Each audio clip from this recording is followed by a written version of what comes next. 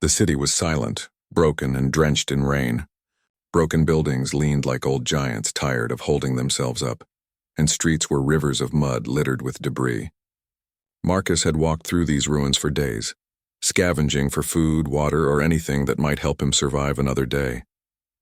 His boots squelched with every step, and the cold rain ran down his face, soaking through his worn jacket. He had grown used to loneliness, to the emptiness that pressed down on him like the heavy clouds above. Then he heard it, a small, almost imperceptible sound, shivering, weak, human. He froze. His heart thumped in his chest as he scanned the alleyway ahead. At first he saw nothing but broken crates and puddles reflecting the gray sky. Then he noticed her. She was crouched against the wall, her body curled into itself like she was trying to disappear. Her skin was pale, almost glowing against the dark alley, and bruises ran across her arms and legs. She was unclothed, soaked by the rain, and trembling so violently that Marcus worried she might break apart.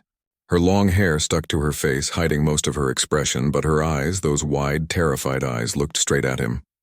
"Please, help me," she whispered, her voice so soft that Marcus almost didn't hear it. It carried the weight of someone who had endured pain he could barely imagine. In that instant, the world seemed to shrink to just the two of them, two fragile humans standing in a ruined city. Marcus's chest tightened. He had survived because he was careful, because he avoided people. Danger had become a constant, and trust was a luxury he could not afford. Yet when he looked at her, he felt something stir deep inside him, something he thought had died long ago. He could not leave her here. Not like this. Not ever. He stepped closer, speaking gently. "Hey, it's okay. I'm here now." His voice was firm, though his own fear threatened to shake him. She flinched at first, then slowly let him approach. Her trembling didn't stop, but she didn't run either. Marcus looked around. The alley was narrow, and there was nowhere to take her. No safe place nearby. But he could not just leave her to the rain, the cold, or worse. He removed his coat and wrapped it around her, though it barely covered her shivering body. She buried her face into his chest, trying to hide herself, trying to disappear. I can't stay like this," she said softly, shivering.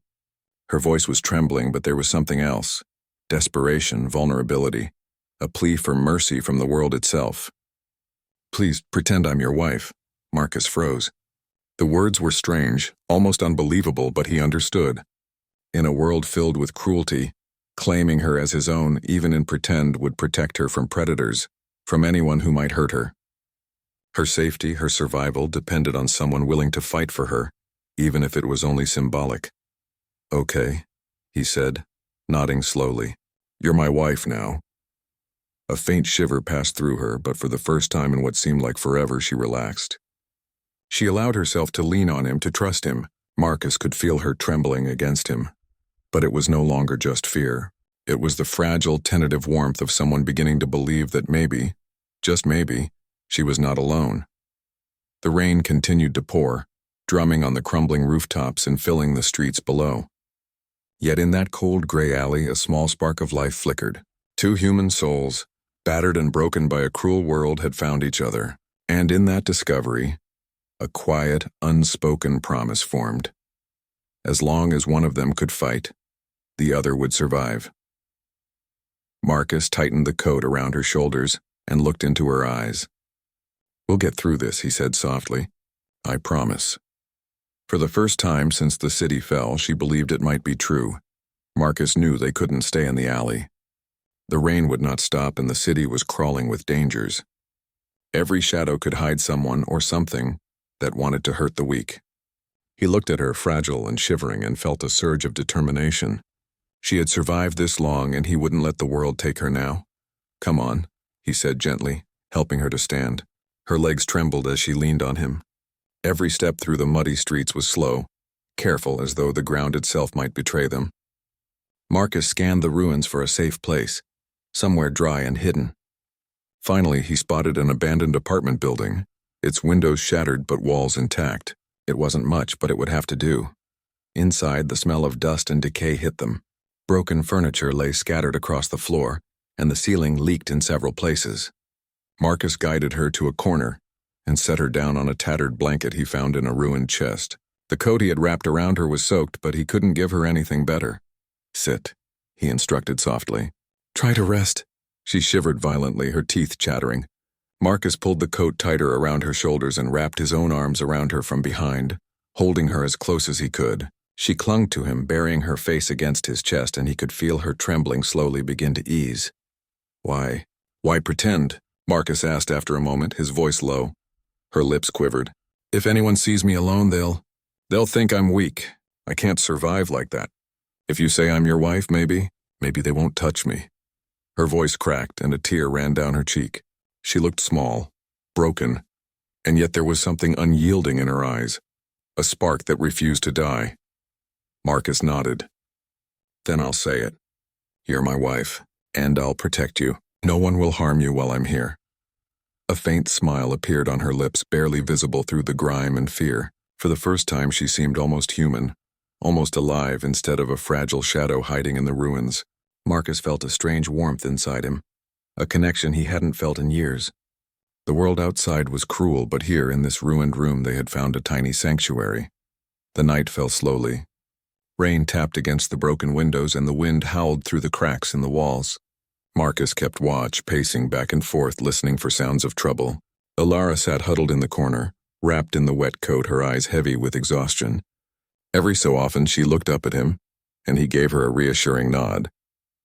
She didn't speak much, but Marcus knew she was absorbing every word, every gesture, as if learning that someone could care for her in this empty world. Hours passed. They shared what little food Marcus had scavenged, a few stale crackers, a small piece of jerky, and talked in whispers. She told him her name was Ilara. Her voice was soft, fragile, but full of life when she smiled. Marcus told her about his life before the city fell, about his family, about his dreams of building something better. You really care? She asked quietly, looking up at him with wide, cautious eyes. Marcus knelt beside her. I don't need to pretend, he said, smiling gently. I care, and I'll keep caring. You're safe with me. That's all that matters right now. For the first time in days, maybe weeks, Ilara's shivering stopped completely. She leaned against him, finally letting herself feel warmth, safety, and something like hope.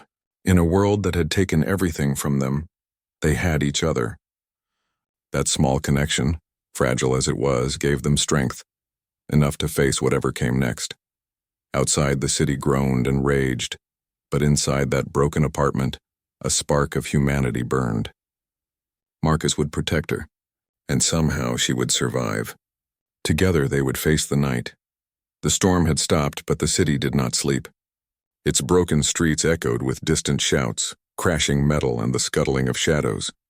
Marcus kept watch by the window, his hands tight on the rusty pipe he had picked up earlier.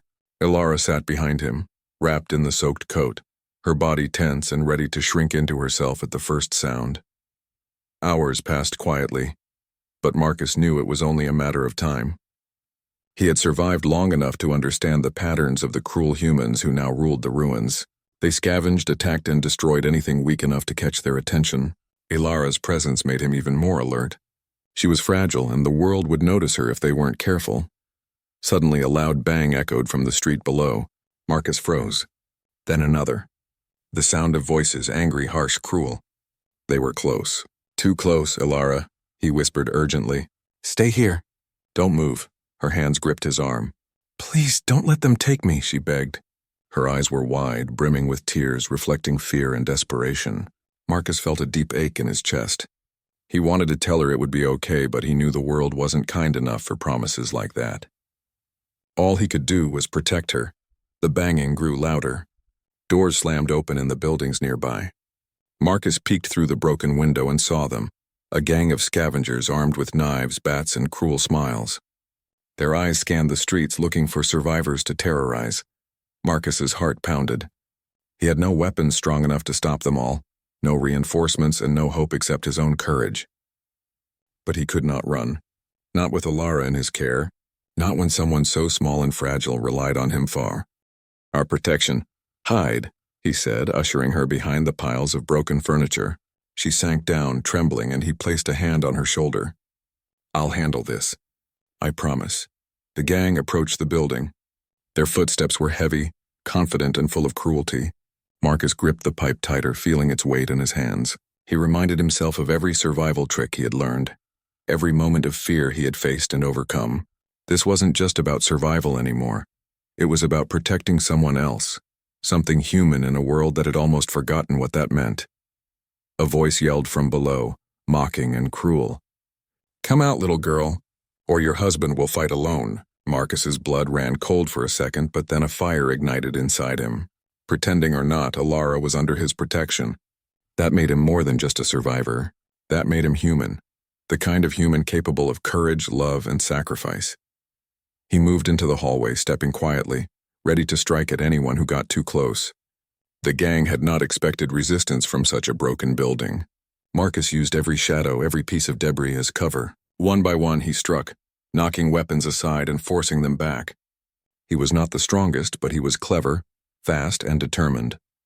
Alara watched from the corner, fear mixed with awe. She realized then that this man, this ordinary human, was extraordinary. In a world where savagery ruled, Marcus's courage shone brighter than any weapon. He fought not for glory, not for himself, but for her, for the fragile life she had, for the promise of safety he had made. The gang retreated, realizing they were outmatched in this tight space. Marcus didn't chase them. He returned to Alara, breathing hard, bruised but alive. "You're safe, for now," he said, placing a reassuring hand on her shoulder. "I won't let anyone hurt you." Alara leaned against him, shivering again, but this time from relief rather than fear. Her eyes shone with gratitude, and in that moment Marcus understood the true meaning of being human. Strength wasn't just in fighting, it was in protecting, in caring, in standing up when the world wanted to crush you. Outside, the ruined city still roared with chaos. Inside, Marcus and Alara found a small, fragile moment of peace, one born from courage, trust, and the human will to survive together. The night was quiet, almost unreal after the chaos outside. The rain had stopped, leaving the city glistening under the faint light of a broken moon. Marcus sat on the floor beside Alara, who still shivered lightly, wrapped in the soggy coat. The adrenaline of the fight had faded, leaving a dull ache in his arms and legs, but the fear in her eyes had also softened, replaced by something new: curiosity, trust, and a fragile sense of safety. "Why? Why did you fight for me?" she asked quietly, her voice almost a whisper. The words trembled, not just from fear, but from wonder. She had seen so much cruelty, so much selfishness in humans. To see someone fight for her, not for food, not for glory, but for her, was almost unbelievable. Marcus shook his head, trying to smile despite the pain. "Because I can," he said simply. "Because someone has to, because someone has to care." His voice caught slightly. He hadn't realized how much he needed her as well, not just to protect, but to feel needed, to feel human again. Alara looked at him, really looked, and for the first time Marcus noticed the small details, the way her eyes reflected the dim light, the curve of her lips when she tried to smile, the way she held herself with quiet strength despite everything she had endured. She was fragile, yes, but also remarkable. She had survived on her own in a world that had forgotten mercy. "I'm Alara," she said softly, almost as if saying her name aloud made her real again. Before all this, I had a life. I had a home, people I loved. But it's all gone now." Marcus listened, his chest tightening with empathy. He had lost almost everything, too. Family, friends, a world that used to feel safe. And yet here they were, two broken humans sharing a moment of connection in the middle of ruins. "I'm Marcus," he said. "I lost a lot, too, but it doesn't matter now. What matters is that we survive. Together." Ilara's lips trembled as a tear rolled down her cheek. She wanted to say something, but the words wouldn't come. Instead, she leaned against him, letting herself feel the warmth and security he offered. For the first time in what felt like forever, she allowed herself to hope. Hours passed as they talked quietly. Marcus shared stories of his life before the city fell, the small joys he had taken for granted, the lessons he had learned, the dreams he had lost. Alara shared fragments of her past as well, a family she had lost, a village burned, friends who had vanished into the chaos. Each story, each memory connected them more. Each shared pain was a thread in a fragile tapestry of trust and understanding. At one point she asked, "Do you really mean it? When you said I'm your wife?" Marcus looked at her, meeting her gaze. I don't need to pretend, he said firmly. I care about you, and I'll keep caring. That's enough. That's all that matters. Alara's eyes shone, reflecting the flickering light of a candle they had found. She felt a warmth that had nothing to do with the fire. It was trust. It was hope. It was the knowledge that even in a world that had become cruel and unforgiving, humans could still rise above, could still be heroes, not with weapons or strength alone, but with courage, compassion, and love. As the night deepened, Marcus and Alara sat close together, the silence between them comfortable. They were two survivors in a broken world, but in that small corner of a ruined apartment, they had found something precious: connection, humanity, and the promise of something better. Somewhere outside, the city roared and groaned, a reminder of the dangers that still waited. But inside, Marcus and Alara had formed a bond that neither hunger, rain, nor cruelty could break. It was fragile, yes, but it was alive, and for now, that was enough. The sun rose weakly through the shattered windows, casting pale light across the ruined apartment.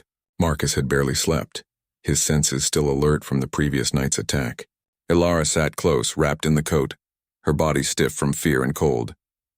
The world outside was not safe, and Marcus knew it. Danger never slept.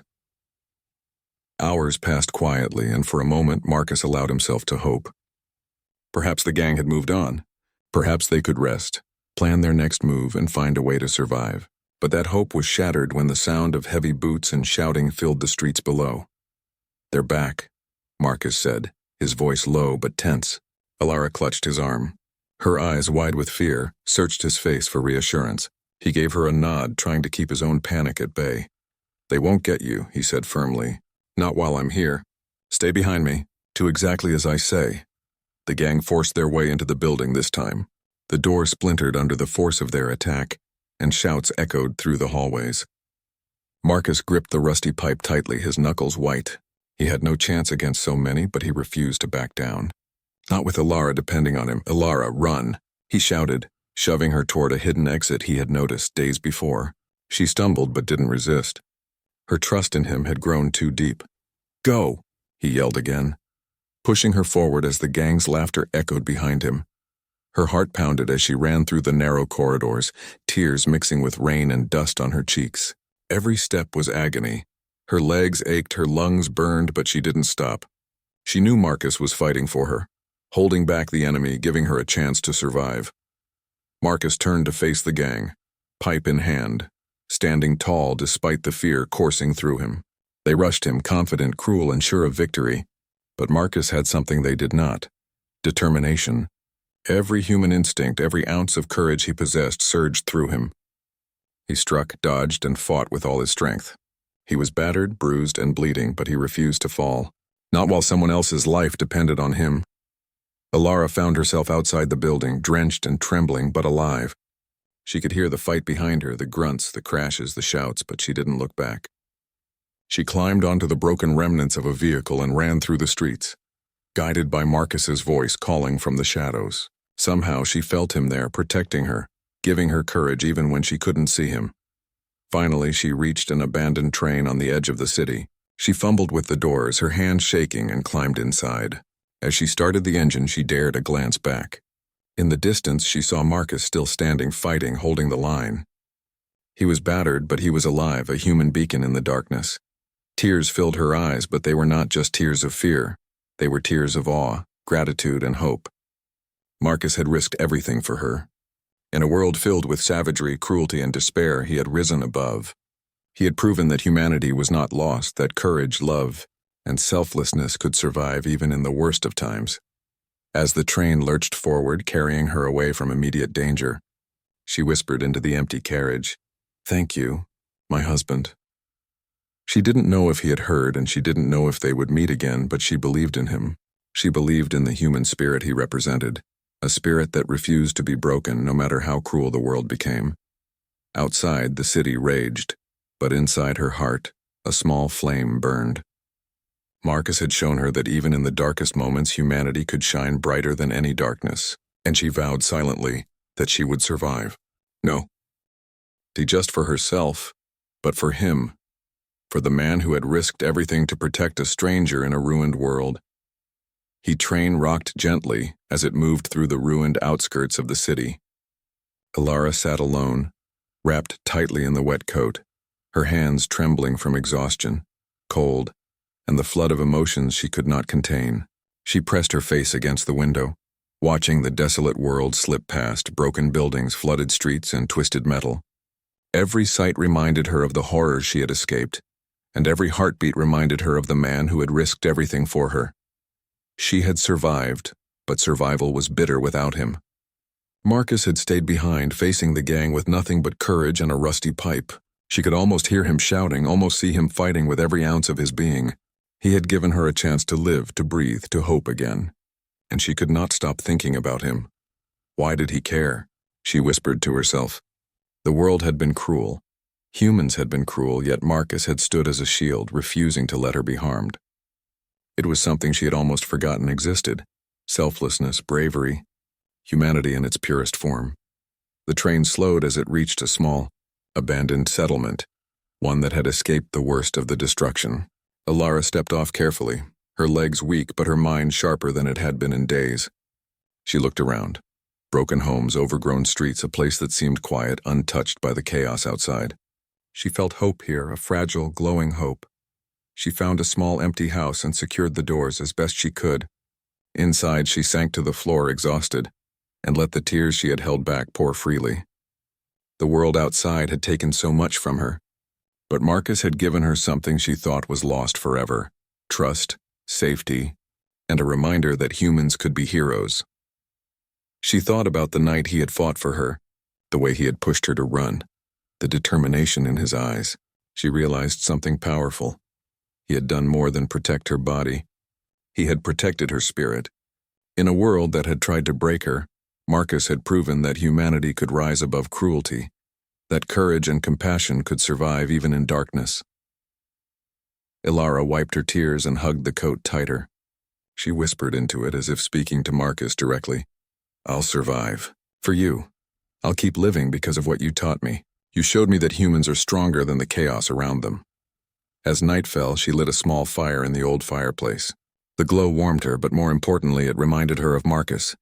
He had been a flame in the darkness, refusing to be extinguished by fear or cruelty. And now, even separated by distance, his bravery inspired her to act, to plan, and to keep moving forward. She began to gather supplies quietly, scavenging the abandoned settlement. Each piece of food, each clean piece of clothing reminded her of survival and the fragile hope she now carried. Marcus had given her the gift of life, and she refused to squander it. Every step she took, every careful choice, was a silent promise to him. She would survive, she would grow stronger, and she would honor the courage he had shown. As she settled to rest for the night, she looked out the window at the ruined city in the distance. Somewhere in that darkness, Marcus still fought, still protected, still embodied the best of humanity. And in that thought, she found strength, hope, and purpose. The world was cruel, yes, but humans, Marcus had proven, could shine brighter than any darkness. Ilara whispered into the quiet night, her voice firm and full of resolve. I'll find you again, Marcus. I promise. And together, we'll show the world what it means to be human. Months passed, and the world slowly began to heal in small, stubborn ways. Nature crept back into the ruins. Rivers flowed again, and the air smelled less of smoke and decay. Ilara had survived, just as Marcus had given her the chance to. She had learned to move quietly, scavenge wisely, and trust the kindness of strangers. But always, in the back of her mind, she carried one thought: Marcus. She had built a life in the abandoned settlement, helping others who had survived, teaching them to protect each other, to trust again, to remember that humanity could still rise above cruelty. And every night she would look out at the distant city where she had left him and whisper his name. I'll find you, she would say. I promise. One day, while exploring a partially restored building at the edge of the city, she heard a familiar sound: strong, steady, purposeful footsteps. Her heart skipped a beat. Could it really be him? She held her breath, barely daring to hope, and then she saw him. Marcus, bruised, tired, but alive. His eyes scanned the area, and then they locked with hers. For a moment, neither moved, both frozen by the overwhelming relief and joy that surged through them. Then he ran. She ran to him, and they collided in a tight embrace, both laughing and crying at the same time. "I knew you'd survive," Marcus said, his voice thick with emotion. "I never doubted it for a second." Alara shook her head, smiling through tears.